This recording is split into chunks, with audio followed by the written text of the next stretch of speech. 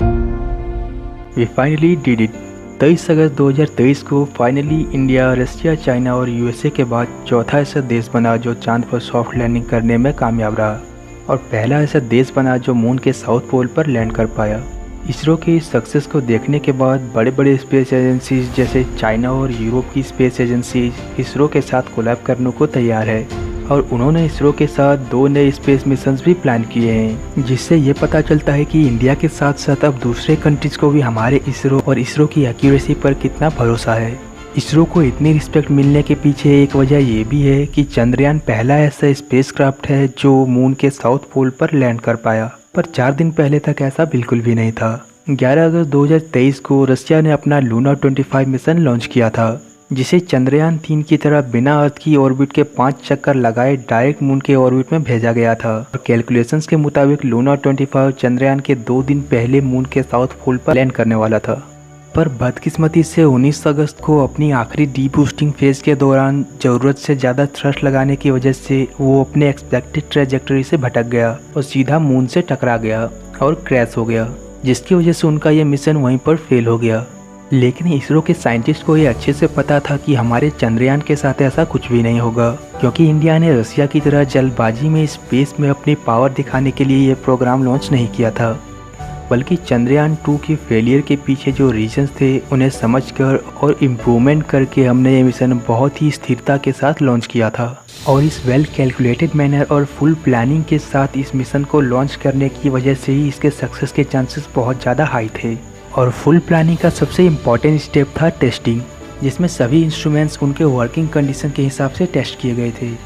इस टेस्ट से ये देखा गया कि ये सारे इंस्ट्रूमेंट्स कितनी ठंड में और कितनी देर तक काम कर सकते हैं, क्योंकि हम सब जानते हैं कि चांद पर कोई एटमॉस्फेयर ना होने की वजह से और साउथ पोल हमेशा शेड में रहने की वजह से वहाँ का एवरेज टेम्परेचर -13 डिग्री सेल्सियस है। इस टेस्ट में लैंडिंग करने वाले लैंडर के 3 सेंसर्स LPDC, LDV और LHDAC सबसे इम्पोर्टेंट थे, क्योंकि ये सेंसर्स लैंडर्स की पोजीशन, वेलोसिटी और रास्ते में आने वाले ऑब्स्टिकल्स को डिटेक्ट करते। वैसे तो इन सेंसर्स को एक थर्मल वैक्यूम चैम्बर में टेस्ट किया जाता है, जहाँ लिक्विड नाइट्रोजन और लिक्विड हीलियम यूज करके स्पेस जैसे ठंडी टेम्परेचर को ऑब्टेन किया जाता है। पर यह काफ़ी महंगा प्रोजेक्ट था और हमारा बजट उतना नहीं था, इसलिए इसरो के साइंटिस्ट ने एक अनोखा तरीका निकाला। उन्होंने सभी सेंसर्स को एक हेलीकॉप्टर में लोड किया और इतनी ऊंचाई पर लेकर गए जहां टेम्परेचर -18 डिग्री सेल्सियस हो और वहां से सारे सेंसर्स को वर्क करवा के उन्हें टेस्ट किया। इन सब के अलावा सॉफ्ट लैंडिंग के लिए लैंडर के लेग्स का मजबूत होना बहुत ज़रूरी था, इसलिए इसरो के साइंटिस्ट ने मून के सरफेस के जैसा एक बेड बनाया था और उसमें लैंडर के लेग्स के साथ काफ़ी टेस्ट किए।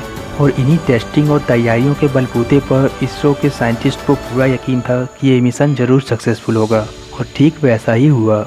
उनके प्लान के हिसाब से जैसे ही लैंडर मून से 750 किलोमीटर ऊपर आया, उनके सेंसर्स ने स्कैन करके अपने लिए परफेक्ट लैंडिंग स्पॉट ढूंढा।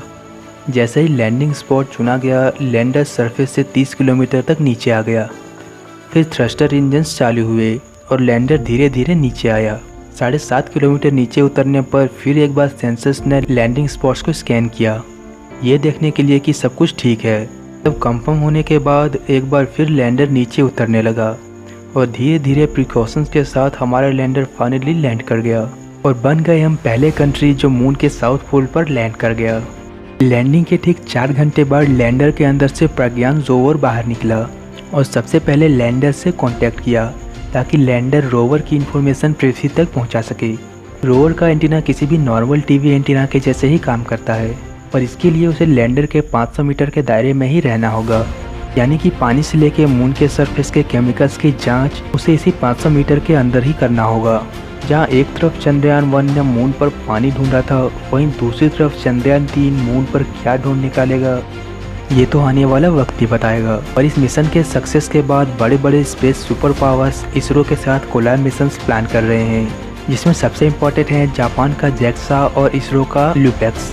और साथ ही साथ हम कुछ यूरोपियन एजेंसीज के साथ मिलकर एक्सो वर्ल्ड मिशन करने वाले हैं, जिनमें एक्सो प्लैनेट्स के वातावरण को स्टडी किया जाएगा। और आज ये सब कुछ इसलिए मुमकिन हो पाया है क्योंकि इसरो के साइंटिस्ट के मेहनत के साथ साथ काफ़ी सारे इंडिया के ही स्पेस स्टार्टअप्स ने ही इसरो की फंडिंग की और काफ़ी कुछ बनाने में इसरो का हाथ भी बटाया। इनमें कुछ मुख्य नाम हैं स्काई रूट एरोस्पेस, धर्मा स्पेस, अग्निकुल और बेलाट्रिक्स एरोस्पेस। हालांकि अब इसरो की ग्रोथ के साथ साथ इसरो का बजट भी काफ़ी बढ़ रहा है और अब गवर्नमेंट ने भी इसरो का बजट बढ़ाना चालू कर दिया है।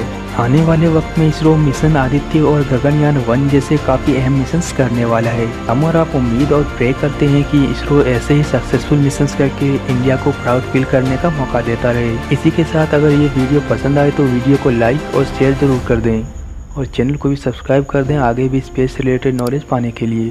तब तक के लिए जय हिंद, जय भारत।